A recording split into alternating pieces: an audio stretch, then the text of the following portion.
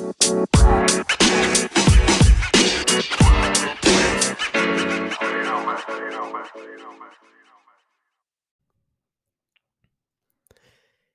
everyone, welcome back to Sleeping with the Numbers. It's just Pat today. So thank God that we will actually be able to enjoy the podcast because Dylan is on vacation and I have a little treat for you. We're going to do another mock draft episode. So without further ado, I'm going to go and just knock out the news because quite frankly, there really isn't anything outside of the fact that the Saints decided to go with a black alternate helmet for at least one game. I think the Falcons got a red helmet as well.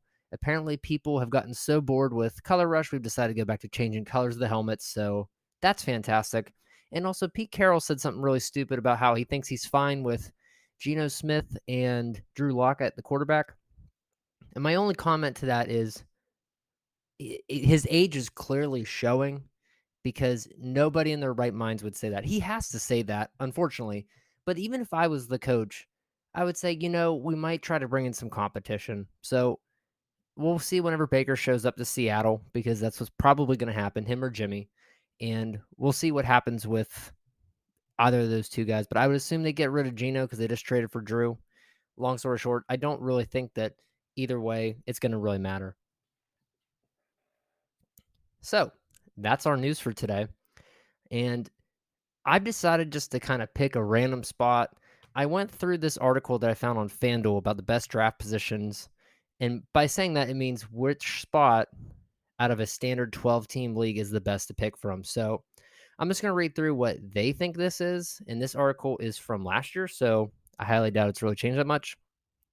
But they think the best overall spot is the number 8 slot, followed by the 9th, 4th, 3rd, 6th, 5th, and then kind of everything else falls in between, where they say that the worst spot is, of course, dead last, because then you have to do a back-to-back pick if you're doing a traditional snake draft. And honestly, I don't think it really matters after you miss the first 3 running backs, because after that, it's kind of a crapshoot, because you're really hoping at that point that if you pick the number 1 tight end, or if you pick the number 1 wide receiver, or if you pick a bum running back, that it's going to work out. So we're going to go from the number 5, which according to FanDuel, they think that's about the 6th best pick. I want to do something that's kind of in the middle, make it somewhat fair, make it a little bit interesting. And just to go over the settings that I picked, I have a snake draft that is PPR scoring, 12 teams. There's a 2-minute time per pick, which obviously it's just myself, so it doesn't really matter.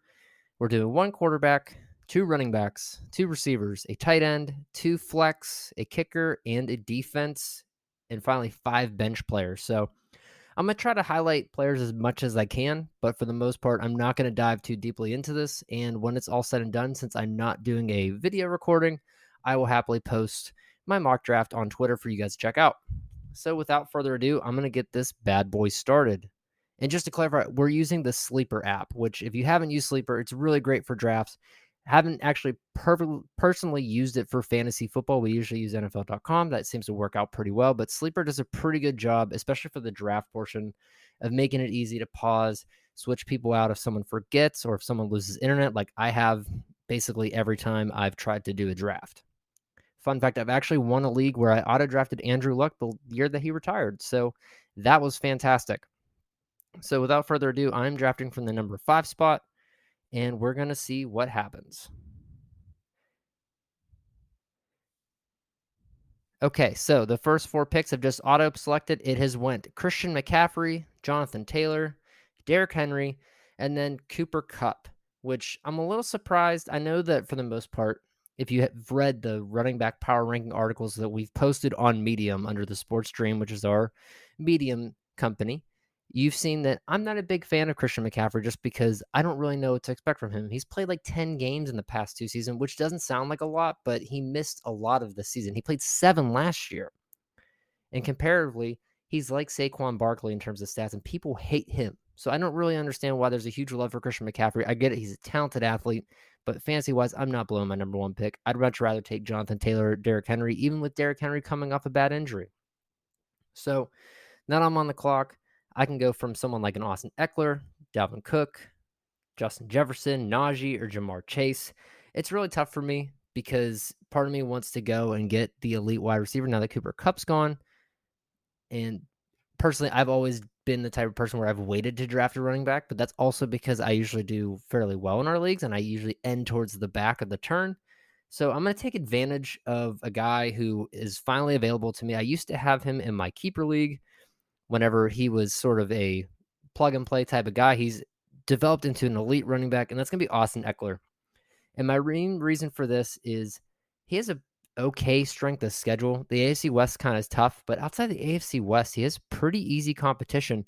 And he ended last year as a top 5 running back. And just to go over his stats for you real quick, in 2021, he had 911 rushing yards, 12 touchdowns. He also had 647 receiving yards and 8 touchdowns. So he was a machine. I don't know if that's going to repeat itself, but I don't expect the Chargers to get worse. So I feel pretty confident that at worst, Austin Eckler will be a top 5 running back, and I don't think I wasted a pick. So after Austin Eckler, the following players were selected in this order: Dalvin Cook, Justin Jefferson, Travis Kelce at 1.8, which I would not personally I would not personally take him that high just because I get kind of nervous now that Tyreek Hill's gone. He might get more coverage. Najee at 1.9, Jamar Chase, Joe Mixon, Stephon Diggs, Devontae Adams, Nick Chubb, CeeDee Lamb, DeAndre Swift, Tyreek, Alvin Kamara, and Aaron Jones. That puts me back on the list. Now, I'm in a weird situation because I have 2 fanboy picks available for me based off of ADP. Josh Allen and Mark Andrews are both there, as well as Deebo Samuel, Saquon Barkley, Javonte Williams, and A.J. Brown. I think that I'm kind of torn, but in reality, since Mahomes has not been picked yet, I'm kind of leaning towards Mark Andrews because even though Josh Allen is fantastic, he's obviously going to compete for the top 3 fantasy quarterbacks. My concern with him is that last year he was kind of hit or miss. And as I pull up his stats, I'm just going to kind of go over what I think. He has a 3-star strength of schedule according to Fantasy Pros. We know the AFC East is pretty good, but there were times last year when I had him on my team where I was kind of concerned that he wasn't going to do very well. He ended the year strong. He didn't get below 20 fantasy points according to Fantasy Pros. However, there are some games he got 11, which is not good for an elite quarterback. So I think to justify myself, since I missed out on the wide receiver, I'm going to take Mark Andrews. And for me, I think that even though Mark Andrews is kind of in a similar situation as Travis Kelce, now that the Ravens got rid of Hollywood Brown, I think that we know that Lamar loves him as an option. Okay, so after Mark Andrews was taken, it was Deebo Samuels, and then I missed out on Josh Allen, which is unfortunate. Saquon, Leonard Fournette, Javonte Williams, A.J. Brown, Ezekiel Elliott, and Patrick Mahomes. So now the top 2 quarterbacks are off the board, and I'm kind of thinking at this point I might as well wait because I think outside of Josh Allen, Patrick Mahomes, and possibly Kyler Murray if he gets his act together, I think you're not really going to find anyone as dynamic. I'm not as sold on Jalen Hurts as most other people.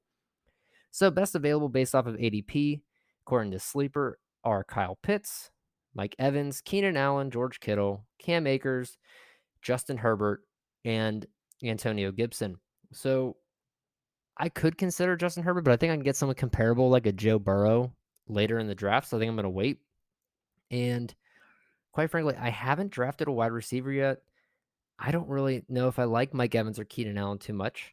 And with Cam Akers, we don't know what he's going to turn into. So that kind of puts me in a bad position where I'm not really sure if I would like to take any of these guys right now, to be honest with you. I would much rather get a Deontay Johnson, who I think even with a different quarterback will continue to be point machines. And he's all the way down at ADP at 40. So I should be able to get him next turn.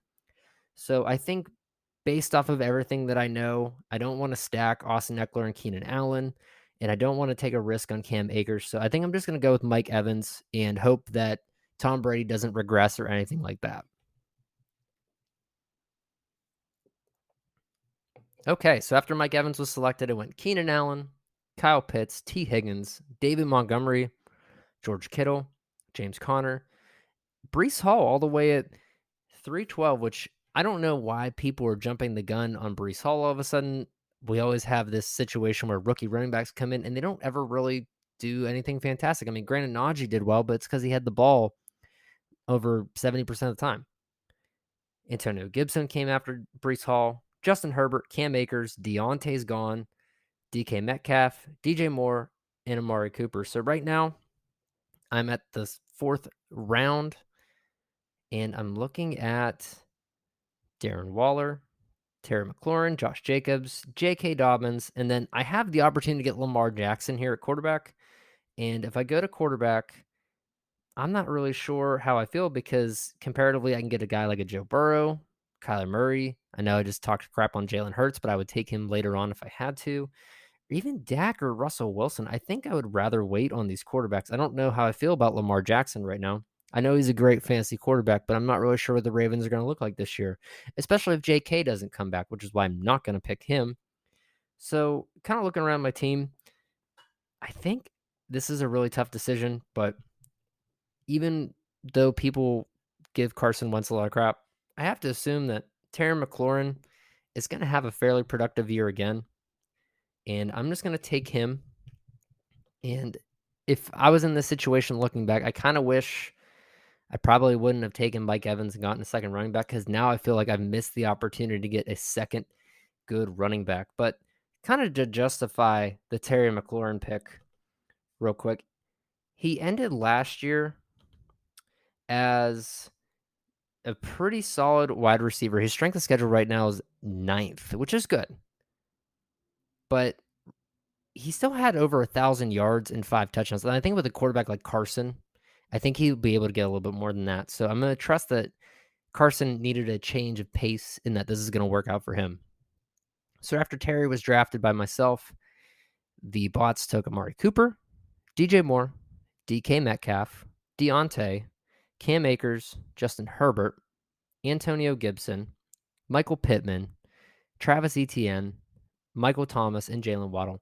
And for, again, another guy like a Breece Hall, we haven't seen anything from Travis Etienne because he was hurt last year. So I'm not sure why people are reaching with him so much. I would much rather wait. So now I'm looking at this situation where it's about time I should probably take a quarterback because if I'm looking at ADP for sleeper, my top 5 are Lamar, Joe Burrow, Chris Godwin, Kyler Murray, and TJ Hawkinson. Don't really need Hawkinson, and I don't want to stack Chris Godwin.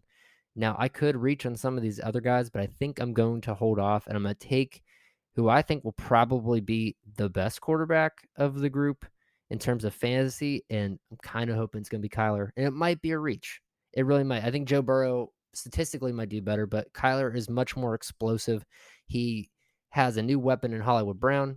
I know it sucks that DeAndre Hopkins is suspended for 6 games. However, I'm willing to look past that in hopes that down the road, towards the end of the year, it'll pay off. So after Kyler, there was a quarterback grab going on. It was followed by Lamar Jackson and then Joe Burrow.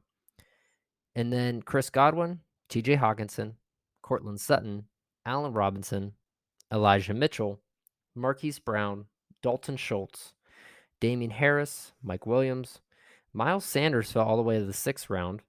And then finally, DeAndre Hopkins went as well. I would have liked to get him as a stack. And then Amon-Ra St. Brown. So now looking at my team, just to recap, I have Eckler, Andrews, Mike Evans, McLaurin, and Kyler Murray. So I have 2 receivers, a running back, a tight end, and a quarterback. And at this situation, I'm probably going to try to get my second running back if available.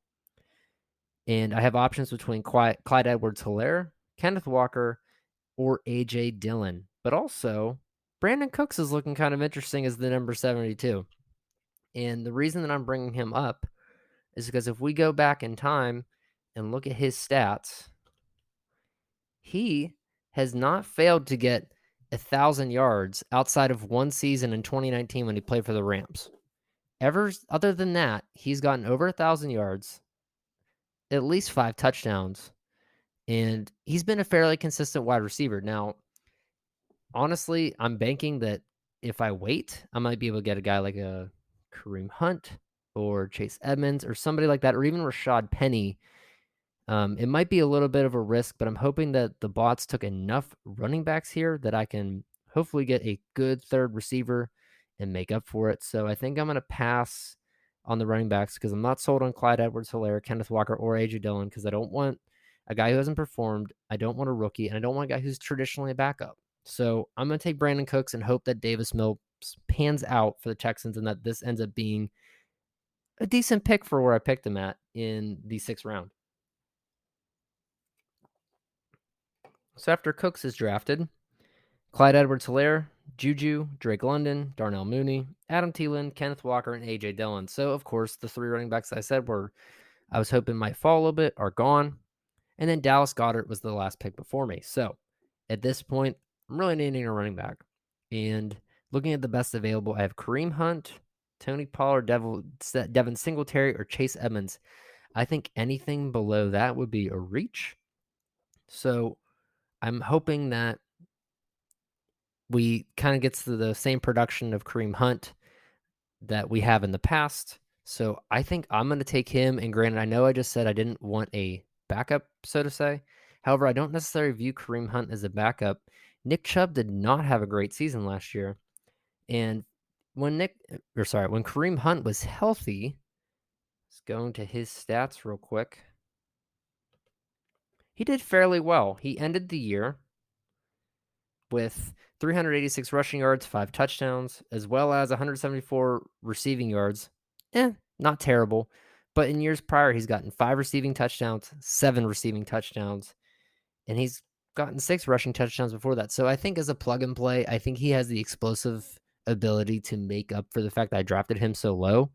But right now, I might be able to get another running back because after I drafted him, the computers took Traylon Burks, Elijah Moore, Devin Singletary, Devonta Smith, Jalen Hurts, Garrett Wilson, Dawson Knox, Dak, Tyler Lockett, Cordero Patterson, Russell Wilson, Tom Brady, Tony Pollard, and Rashad Bateman, which leaves me the opportunity to either get Chase Edmonds or Rashad Penny.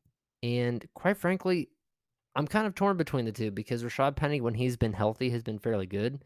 But also Chase Edmonds, whenever he was playing for the Cardinals, he had some pretty good games as well. So going on to my fantasy cheat sheet, Chase Edmonds has the third easiest strength of schedule, which is good to see. Now let's just see where Rashad Penny falls into play. He is the 25th hardest, and I think that's obviously because AFC East versus NFC West is probably making that a little bit different. Now, my concern with Chase Edmonds is that he's got a situation in Miami where they play a bunch of running backs. So looking at Rashad Penny, he's only on a 1-year deal worth $5 million. I'm not really sure if that's going to pan out. However, a stat that I did not know is that he was the number 1 fantasy running back over the final 5 weeks of the season. So I think I'm willing to take a risk since I kind of already done it with Kareem Hunt. I'm going to take Rashad Penny on the upside. I don't think Chase Edmonds has the same type of ceiling as Rashad Penny. However, I think if I'm trying to be safe, Chase Edmonds would have been a solid pick to play in a flex situation if I needed to. So after Rashad Penny, the computers took James Cook, Zach Ertz, Aaron Rodgers, Hunter Renfrow, Brandon Ayuk, Christian Watson, Chris Olave, and Gabriel Davis. So right now my team, just to kind of recap, Eckler, Andrews, Evans, McLaurin, Murray, Cooks, Hunt, and Penny. I have 3 running backs, 3 receivers, a tight end, and a quarterback. So at this point, I kind of feel the ability to kind of draft wherever I would like to, trying to go best available. Some of the guys that are still listed, I could still get Chase Edmonds if I really wanted to. I could also assume that Robert Woods might have a good connection with Brian Tannehill. However, I'm not really sure what he's going to look like after his injury. And then there's also Melvin Gordon, Michael Carter, Chase Claypool, which I'm not sure what that's going to look like with a rookie quarterback, or a guy who I'm not really sure what's going to happen because I know that we think that Travis Etienne is going to be the starting running back for the Jacksonville Jaguars, but people kind of forget about James Robinson. And just to kind of remember what he did in the past, in 2020, he had 1,000 rushing yards and 7 touchdowns. And then last year, even though he wasn't really getting the ball, he still had 8 rushing touchdowns. So I think for me, looking at this lineup, I think James Robinson could potentially command the number 1 spot in terms of what happened with James Conner and Chase Edmonds, where even though Chase Edmonds was the starting running back for the Cardinals, James Robinson might still get most of the work. So I think from a points perspective, I'm just going to draft him and hope that it works out. In worst case, he has a couple good games and then I trade him later and I only wasted a 9th round draft pick on him. So after I picked James Robinson, the computers took Matt Stafford, Robert Woods, Trey Lance, Chase Edmonds, Pat Freiermuth, Melvin Gordon, Mike Gesicki, Chase Claypool, Michael Carter, Derek Carr, Ramondre Stevenson, Isaiah Spiller. Deshaun Watson went all the way down to the 10th, which I guess within the next few weeks we might find out a verdict on him, on what he's going to do in terms of his suspension, if there is one. So that might change. And then Jamison Williams for the Lions went at 10.7. So now I'm back on the clock. I am probably done picking running backs for right now. So I'm looking at either a wide receiver or maybe a backup tight end if anything's really available. So going down the list of what I have, based on ADP, there's Christian Kirk, Sky Moore, Kadarius Toney, Ronald Jones, Michael Gallup, Hunter Henry, Gronk, or I could take a second quarterback and get Kirk Cousins. Now, I don't personally hate all of these. I don't think Christian Kirk's going to pan out because I don't like Trevor Lawrence as a quarterback. Not really sure what we're getting in Sky Moore. Not sure what you're going to get with Kadarius Toney. Ronald Jones is technically the same situation that Kareem Hunt is, except in a worse situation because I don't really think the Chiefs have a very good running game. But then there's Michael Gallup.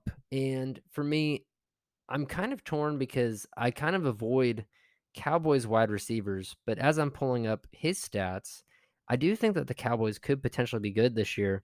And it makes it a lot easier now that Amari Cooper is gone. So if we're looking for what's going on with the Cowboys, he did have a late season injury. I'm not really sure if he's going to play. It's saying here on Fantasy Pros that he is possibly not ready until October. But let's review what his stats have been in the past few years.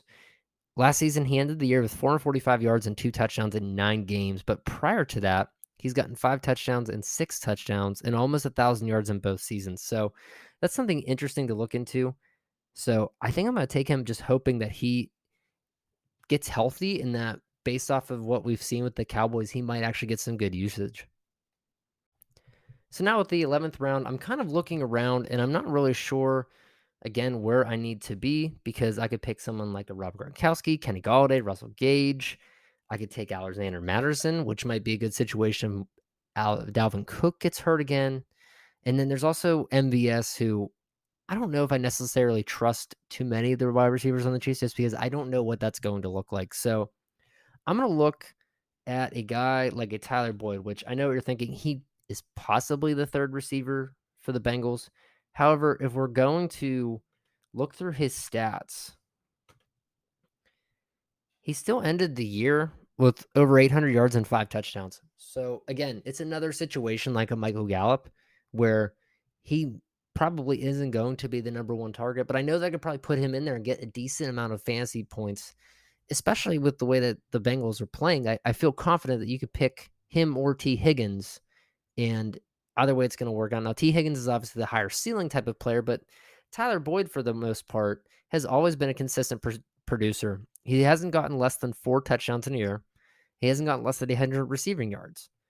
So, in a sense, I feel confident taking him in the 11th round just because I don't really know if I trust Kenny Golladay or Russell Gage to really do anything, and I don't want to put all my cards in a backup running back just yet. So I'm going to take Tyler Boyd with the 11th round pick for myself. So after Boyd was selected, the computers picked Rob Gronkowski, Kenny Golladay, Russell Gage, Kirk Cousins, Alexander Madison, Tua, MVS, Rashad White, Irv Smith, Nyheim Hines, Jarvis Landry, DJ Chark, Noah Fant, and Albert O from Denver. So now that I have a fair amount of receivers, 5 in total, I also have 4 running backs, 1 tight end, and 1 quarterback. I'm going to try to get my backup tight end or quarterback in this pick, hopefully.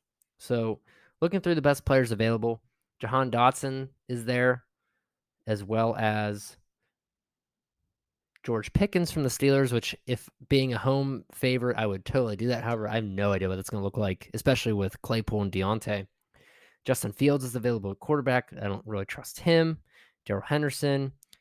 So another guy I'm looking at this situation is David Njoku, who has just been franchise tagged, which doesn't necessarily mean anything. However, we know that the Browns really wanted to keep him. They got rid of Austin Hooper. And quite frankly, I think even with Baker as possibly the starting quarterback for the first half of the season, I think that I trust that David Njoku should get some snaps. He ended last year with 4 touchdowns. He hasn't gotten over 4 touchdowns in a season, which is kind of annoying because when he was brought into the league, we kind of touted him as a super athletic monster, and you kind of expected him to be in the same realm as Waller and Kittle and all these guys. However, he just hasn't produced. He hasn't gotten over 600 receiving yards either. However, at this point in the draft, looking around at some of my other available picks, I don't know if I want to invest in another receiver, and I don't know if I want to waste a pick on Darrell Henderson yet either. So I think I'm just going to take Njoku just based off of potential in this situation, as a lot of the other tight ends are getting picked up at this point. So after Njoku was picked, the computers took Jacoby Myers, George Pickens, Rondale Moore, Justin Fields, Tyler Algier, Darrell Henderson, Kenneth Gainwell, and then Trevor Lawrence. And now we are getting into the point where I've filled out most of my roster, and I need to consider whether or not I want to be the guy who takes the first defense. Now, because the computer is dumb, it probably will not take one right away. However, when you're drafting with your friends in your league, someone's going to be dumb and take the defense immediately. So based off of ADP, I could pick the Bills, Bucks, or the Rams. I think where I was really concerned last year, some of the games where the Bills got blown out. However, I think that this year I'm willing to trust that that's not going to be the case. So I think I'm going to try to beat the computer in this situation, take the Bills. But like I said, this is the 13th round. I'm not sure if that's going to happen in any other league. So for the most part, I don't know if the Bills defense would be here in this situation, but they would be my first defense available. So after that, the computer took Marlon Mack, Raheem Mostert, Tyler Higbee, Jahan Dotson, Devontae Parker, McCole Hardman, Evan McPherson. So the first kicker was taken at 13-12.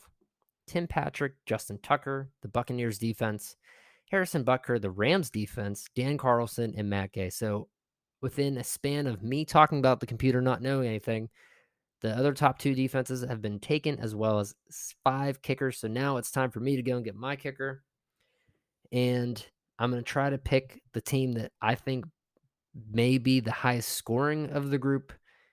And that's probably going to be the Bills. And I probably wouldn't want to stack the Bills defense and kicker, but I also had the opportunity to get Nick Folk or Robbie Gould or Young Hoku. And I'm not sure if the Falcons offense is going to be enough to get Young Hoku enough points. So I think I'm just going to trust that the Bills are going to score a lot, and that's going to really help me.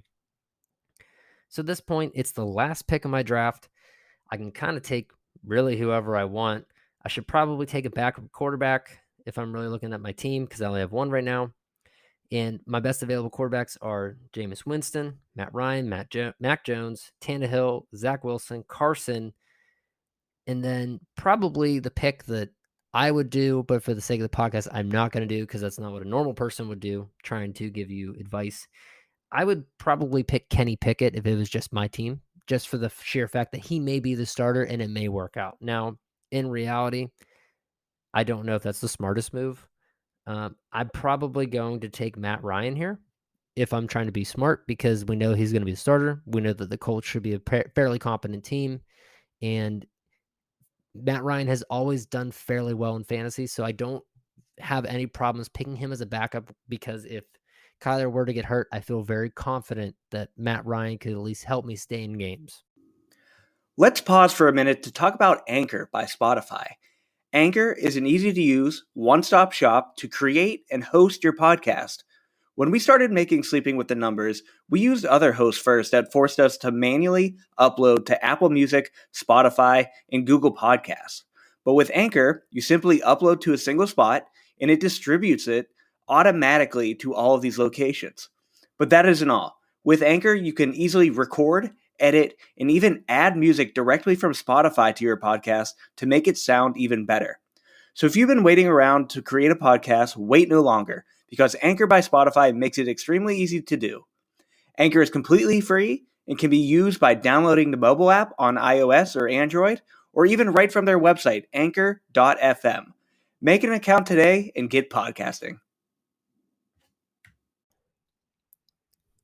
So just to recap my team for you, like I said, I was drafting from the 5th overall slot. I ended with Austin Eckler, Mark Andrews, Mike Evans, Terry McLaurin, Kyler Murray, Brandon Cooks, Kareem Hunt, Rashad Penny, James Robinson, Michael Gallup, Tyler Boyd, David Njoku, the Bills defense, Tyler Bass, and Matt Ryan. And to reflect on my picks a little bit, I don't necessarily know how I feel. I'm happy with my first 2 picks. I really like Austin Eckler, and I really love Mark Andrews. However, after that, nothing is really making me feel confident that I could possibly win this league because Mike Evans has always been very hit or miss. Terry McLaurin could have a bad year with Carson Wentz. Kyler has always been hit or miss. Brandon Cooks has been consistent, but he's not going to be the number 1 wide receiver. And then I have 3 running backs in a row that could potentially not be relevant at all. So I think looking back, I would have liked to focus more on running backs because I could have gotten a Zeke type of player or a Leonard Fournette or any of those guys, even a James Conner. And for me, I think if I had to redo this draft, I would probably skip Mike Evans and take a James Conner or even David Montgomery and just hope that my running back room was enough to get me through. Because as of right now, I'm really leaning on a prayer that all those guys hit. And in some leagues, if I'm not paying money, I'm okay with doing that just for fun. But if I'm putting money into this team, I would not be feeling good. I'd be doing everything I could to trade for a better running back at this point. So I'd like to hear if you agree with me on that as well. I'm going to post this onto Twitter and to our Discord page. And in the meantime, please subscribe to the show. It's the best way to make sure that, we can stay on the air. And the more people you tell, the more people you get to follow us on Reddit or Twitter or just subscribe to our Spotify channel. Really helps us out. And then we'd love to hear from you. We'd love to hear your feedback. We'd love to get in discussions with you because the more that you talk to us, the more fun this will be for everybody. So that's all I have for you guys. I hope you enjoyed it, and I look forward to hearing all your comments.